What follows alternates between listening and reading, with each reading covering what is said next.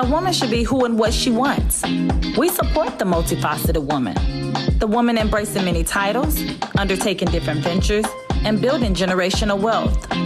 You are a Jackie of all trades, master of your empire. Enterprise Empress, you are an unstoppable force.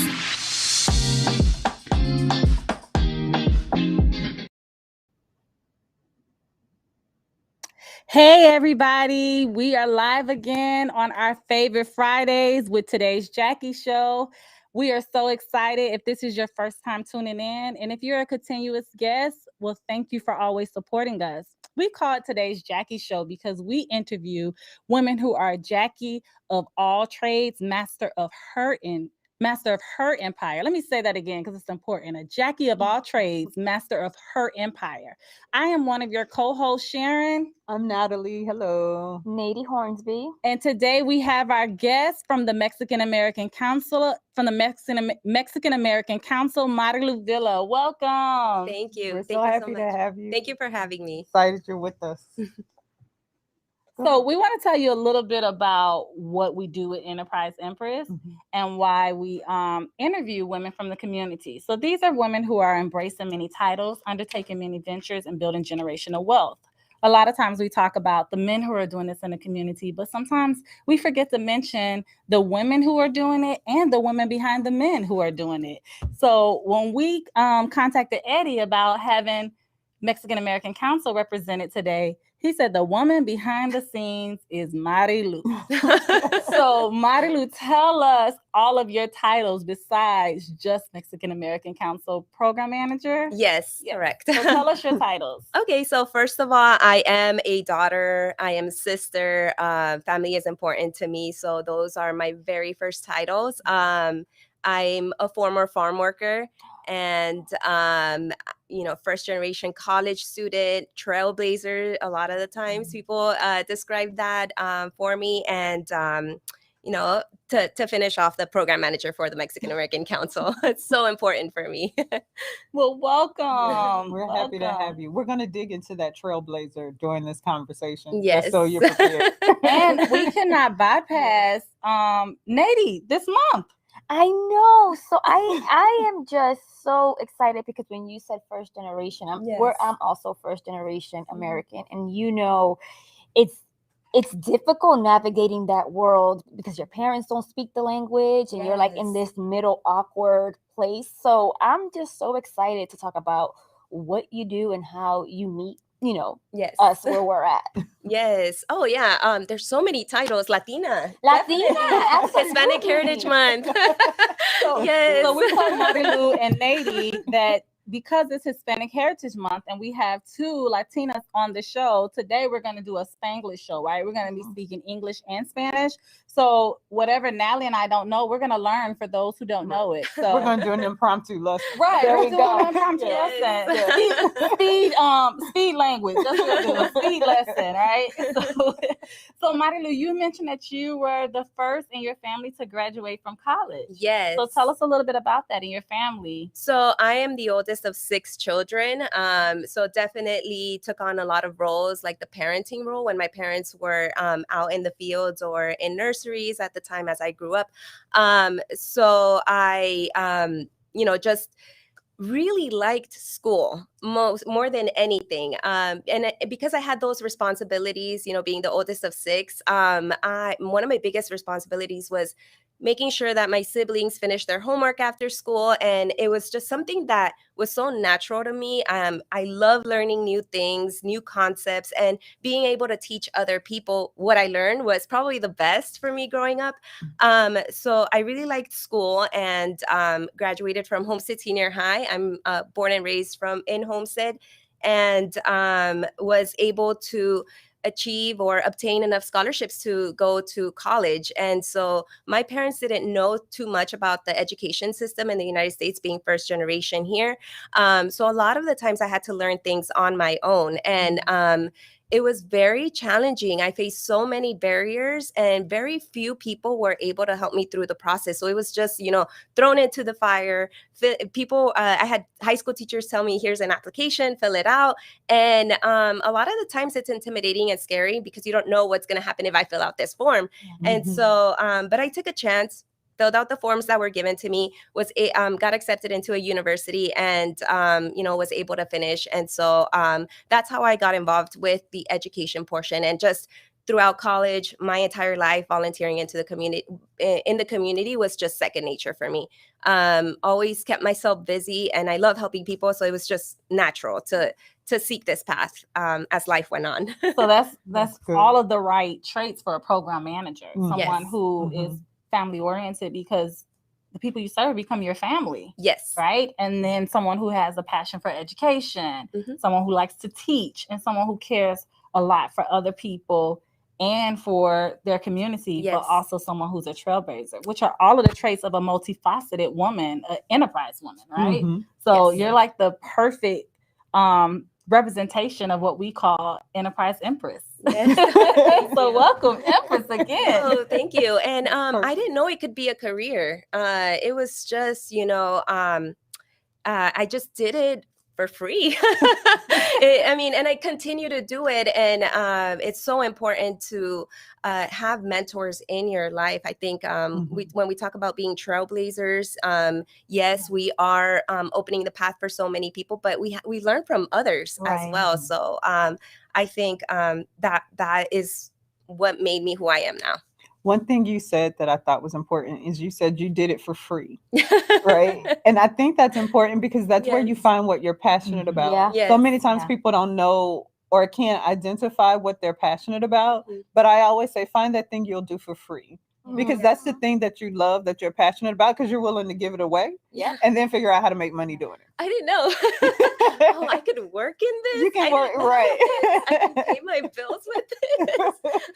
That's so important. Yes. That's so important. We told you that Neidy's our Guard Your Genius expert. If this is your first time on the show, she is our intellectual property attorney on the show.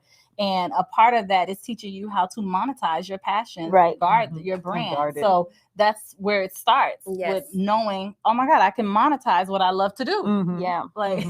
So here's one thing that I absolutely love about what you said. Just the, when you start to apply for scholarships and apply to school, you were giving an application, right?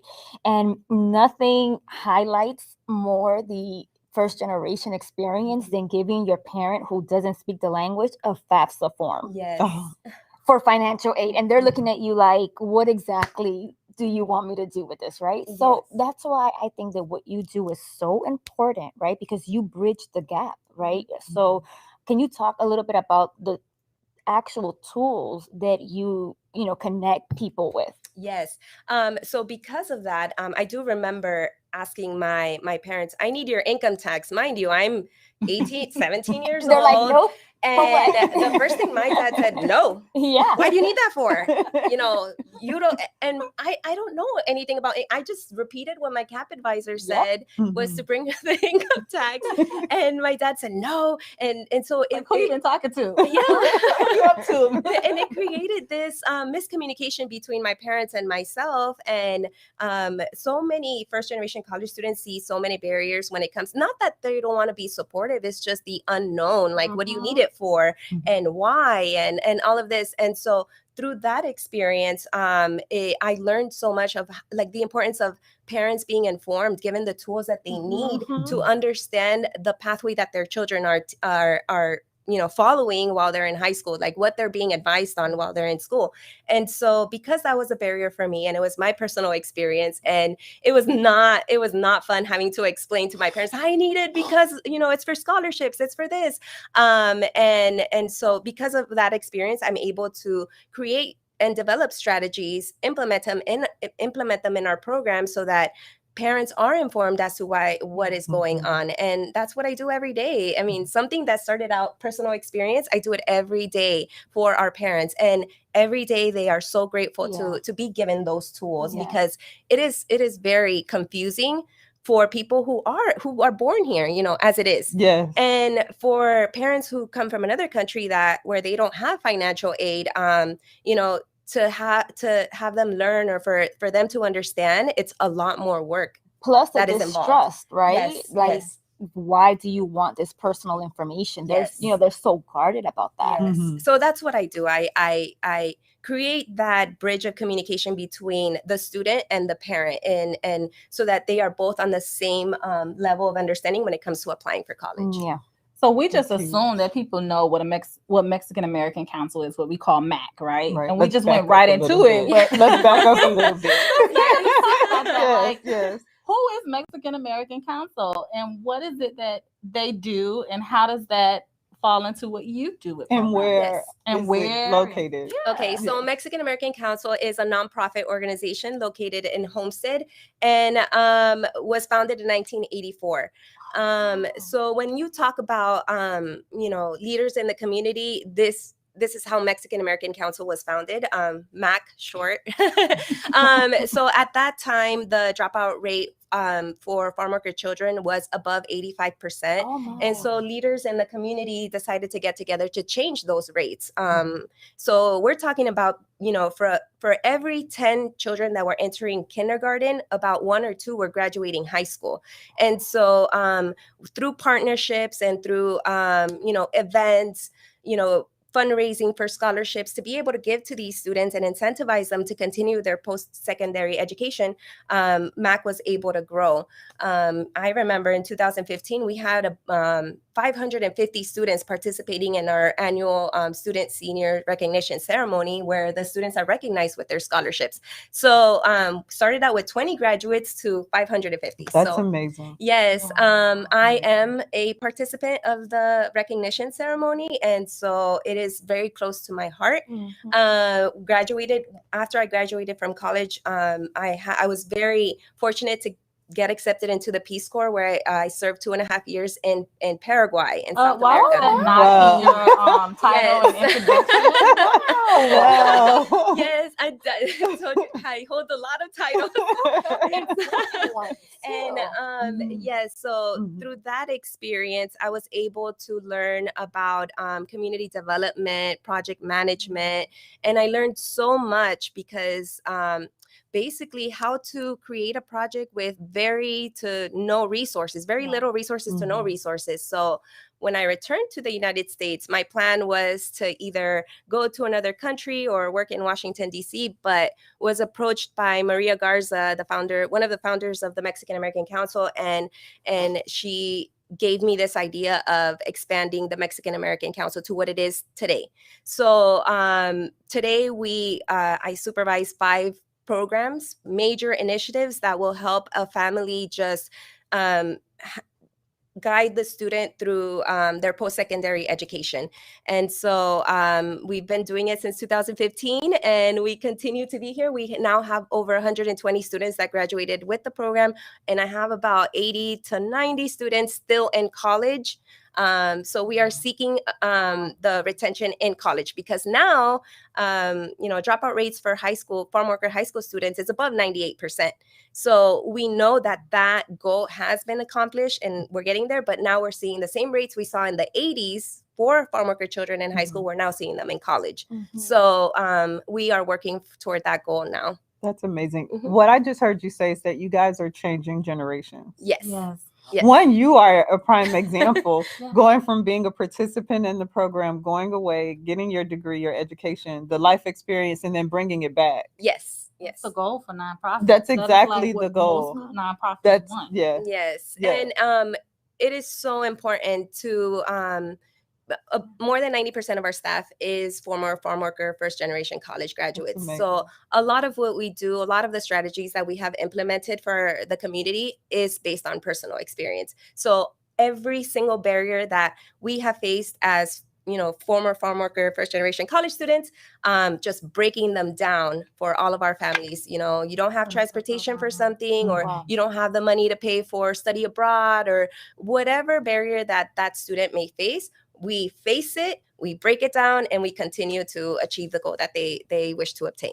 What I love about that is that it seems like your solutions are very practical, right? Oh, you can't get there, let's figure out how to get you there. Oh, it's a money issue, let's figure out how to fundraise for that. Right. Yeah, that's amazing. Exactly it's what smart. it is. Yes. Now, I just want the guests to know, if you're viewing the show, it is Hispanic Heritage Month, and Neidy and Marilu have yet to do Spanish. They think that we forgot, but we have not. So we're gonna just put that out there again. So between now and the end of the show, Natalie and I will learn a little bit. Tú estás ready. El español mío es no es lo mejor. No sé por qué, porque en mi casa no se puede hablar inglés. Donde mi padre no. Oh, sí. Bueno, yo hablo un poco. I speak a little bit of Spanish. I was just telling her that my Spanish is like funny, which is crazy because you can't speak English at my mom's house. Like that's just not allowed. For me, it's like a switch, and it's so funny because I speak Spanglish with our parents whenever I'm having the workshops. So strange, but in like a professional setting, it's so hard for me to like switch the Spanglish. So it's odd. So it's not as easy as we. It's definitely not as easy. It has to just come out, I think. Yeah. So my switch is on English right now, so I have to think about what I'm going to say in Spanish. So that's got it, Natalie. Since that's interesting. Brought that up, can I ask a question about that before we go back into? So we have a staff writer that writes a script for us, you guys, and Natalie's always like, we cannot have her writing a script and we never ask the questions. We use maybe one question. We have to make sure we're asking the question. I haven't even looked at it. I should open it. As a side note, we still haven't actually asked him the question. But this show would be proud of us, our staff writer, because a lot of times they answer the questions before we even ask. Like I was sitting here thinking about the questions in my head, and I'm like, Marilu is on it. We covered a lot of it. We are. I'm going through it. We are, but we aren't asking the questions. It's okay. But I have a question that I know for us who are not Spanish speakers, and so much of society, especially here in Miami now, is becoming Spanish speakers. So how do we learn to, like you said, it's even harder for you to turn it on and off, right? So how do we learn to identify the language well enough so that we can begin to become more bilingual ourselves? And what's some tricks for us? Because it's not easy. Like you said, when you've learned, if it's not easy for you to switch it off that has learned both languages since birth, imagine for us who have learned one language and now trying to learn another one, how hard it is to remember both and do it grammatically correct. Well, before I answer that, I just want to share, right before the show, I was sharing my experience in college. And, Natalie asked, how do you like to pronounce your name, Marilu or Marilu? And I'm like, well, for a really, really long time, I was okay with Marilu. Then go to college, predominantly all-white university, and started realizing how important it was for me to speak up about my background because I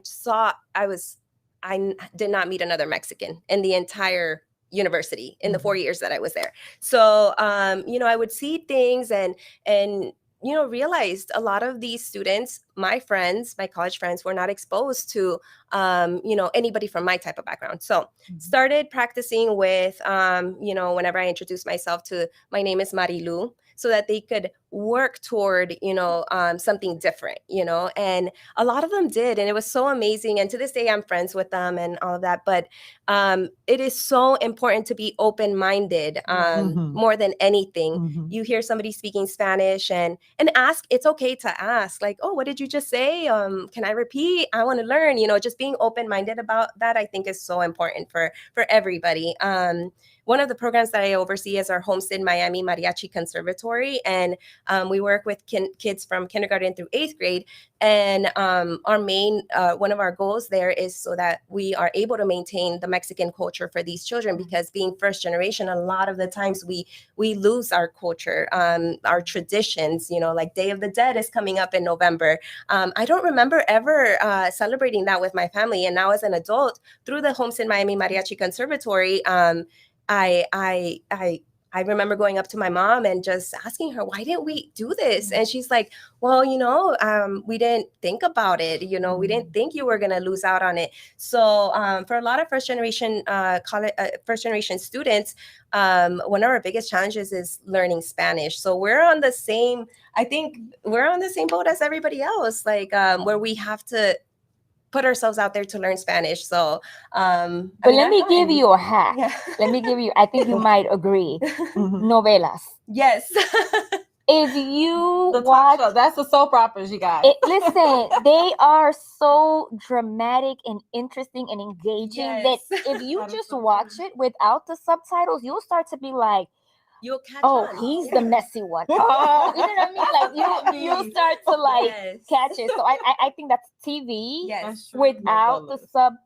It does help. It will help. Yeah. Okay. Now I learned. So I lived in Brazil for 2 years and had to learn Portuguese. And she is right. I took classes and everything, but I felt like I learned from speaking with those who were fluent and not speaking Spanish. Yes. I mean, not speaking English, but actually speaking Portuguese and asking like, can you repeat? And a lot of times we use their hands, for them to explain to me, or they will point things. But then I felt like I understood it more when I watched the soap opera. Yeah. It was like so clear. Because you're engaged. I had the captions though, but it becomes, I was able to hear it more and see it and connect it. And then when I was able to communicate with people and immerse, I felt like I learned the language a lot better than when I was just in the class.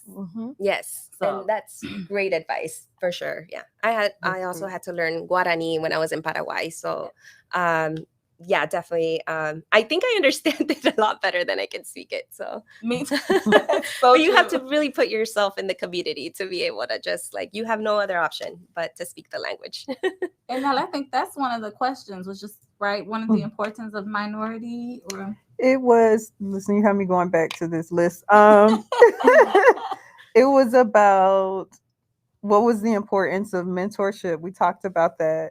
And also the importance of having tools and education in minority communities. Like, why is it so important to have access to different tools and resources? Yes. And I think you started talking about that and you touched on it a bit already. Yes.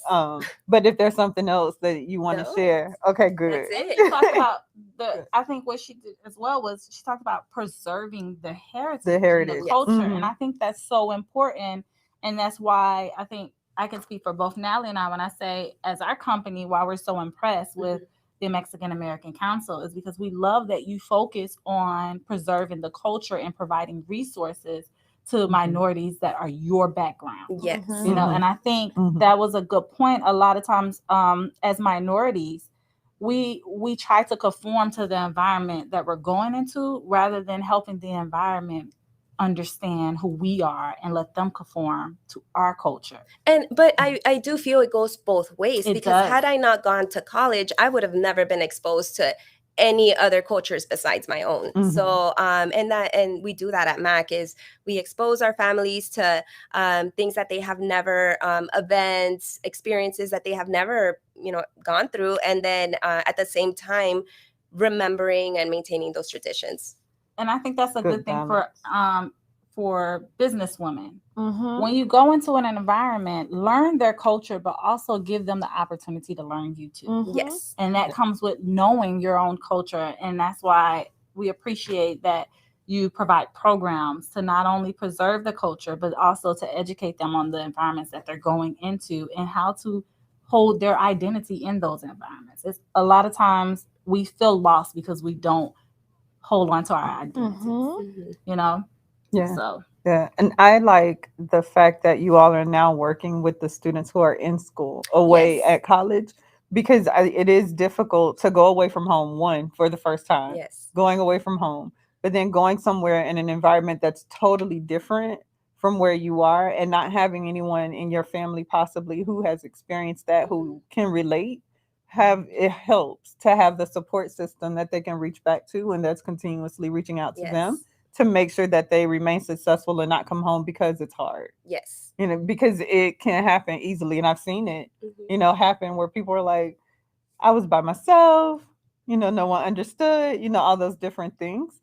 So I think that is going to make a huge impact on all of those kids who are going away and their families. Yes, and That's we do. really cool. We have that. We currently have a student that just got accepted into law school. Another one is pursuing her master's degree, and Wow. and she's been in our program for 6-7 years now. And so we are starting to see the what we're seeing is like meeting them goals, but they keep going on their own. Yeah, So a lot of the good. times, a lot of teenagers, all they need is somebody to just push them just a little bit, and then they will go on their own and just achieve all these amazing things that we're seeing now with our students. That's amazing. Yeah, you're seeing the fruit of all the work. Yes. Yeah, I love that. What came to my mind, the fruit of your labor. Yeah.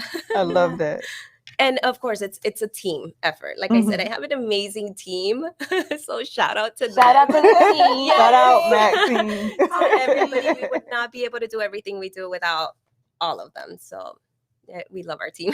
That's perfect. So as we close out, Neidy, do you have a tip? Do you have something for us today? Listen, I have a tip, and it's not related to the law or to business, but I have to share it. Can I do that? Of course. So let me give you a background. I had a meeting with a client today, and it ended, not today, this week, and it ended with her saying, hey, do you mind if I close out in prayer? Which, what does that say about the type of clients that, I'm blessed to have? The fact that she wanted to close out with a prayer. And she said something during her prayer that I wrote down, because I feel like you can't guard your genius or anything if you aren't thinking about life in this manner. And she said, as she was praying, she said, may your week be filled with meaningful productivity, which in turn grants you the joys of having guilt-free breathing room on your schedule. Isn't that like beautiful? Because as women, when you do have like breathing room, you feel like I have to fill this with something. I can't we like, were just talking about there's that. something I need to be doing. So yes. When she said that, I was like, oh, I have to make a mental note of that, because I am surrounded by women who struggle with feeling guilt-free about resting. So that is the tip. I think it's the best tip I've given on this show. I love that. And we were just talking about that right before we came to the show. We were just talking about having guilt-free rest. Natalie was like, Sharon, you need that. And I was like, Natalie, sometimes when I'm resting, in my mind, I'm like, oh my God, I feel guilty. I'm like, I should be doing this. I should be doing something. Yeah. Business partner, or I don't get this taken care of, then this person is waiting on me. And I'm thinking, we're all integrated. So if I'm slacking, I'm making the team slack. But Natalie always reminds me that if you're not healthy, if you're not rested, you're also making the team slack. And it'll be there. The world is not going to The world crumble. will be there. It'll be there. So, yeah. It's fine. So we have to ask you before we leave, and because it's Hispanic Heritage Month, I feel like this is the perfect opportunity to tell the world who's watching, and we say the world because we speak into existence right here. Neidy says that Natalie and I are the manifestation queens, right? So we claim that the world is going to be seeing this, right? What is it that you feel like there's something we should know this month that you've always felt like, I wish if I could tell people this, if I had the opportunity, I would tell them this as relates? Anything. It doesn't have to be business, anything. If there's something from the work that you do, something with, like you did earlier today, about be open to learning each other's culture. Yes. What is it that's something you would want? Yes. Viewers. And I know I'm putting you on the spot, but Sharon is good for that. No. And, I do think about that. And it's a question that I let our students ask themselves, what is your purpose? And find a purpose, find a mentor, something that's going to make you happy, and follow that passion, because through that passion, you're able, it's contagious and it makes other people happy. So I would say, don't be afraid to step out of your comfort zone, and don't be afraid to ask for help when you feel that you need help. So that's what I would say. That's awesome. It's a beautiful way to end the show. Tell us, where can we find you on socials? Where can we find you, and where can we find Mac? Okay, Mac. You can find us on all social media platforms. MEXM Council. That's our tag. And then I'm Marilu Villa 06 at Facebook and Instagram as well. Perfect. I am at Guard Your Genius on all platforms. Perfect. You can follow us on Enterprise Empress. You can also see the show on Miami Community News Facebook channel, as well as YouTube. Yeah, you can always go to our website and join our newsletter so you can know what's happening with Natalie and I and our companies. We tell you all the time, companies, plural, okay? Yeah, our companies. Yes, plural. Sometimes we are all over the place, but it's sometimes okay. we can't believe we have companies, functioning companies, not just written down, but actually real functioning companies. But yeah, make sure you follow our newsletter and make sure you send us messages, you guys. Remember, we're not influencers, we're engagers. We want to talk with you, we want to connect with you, and we want to become better by engaging with you. So wear your crowns and wear it well. Wear it well. Until next time, thank you, Ashley.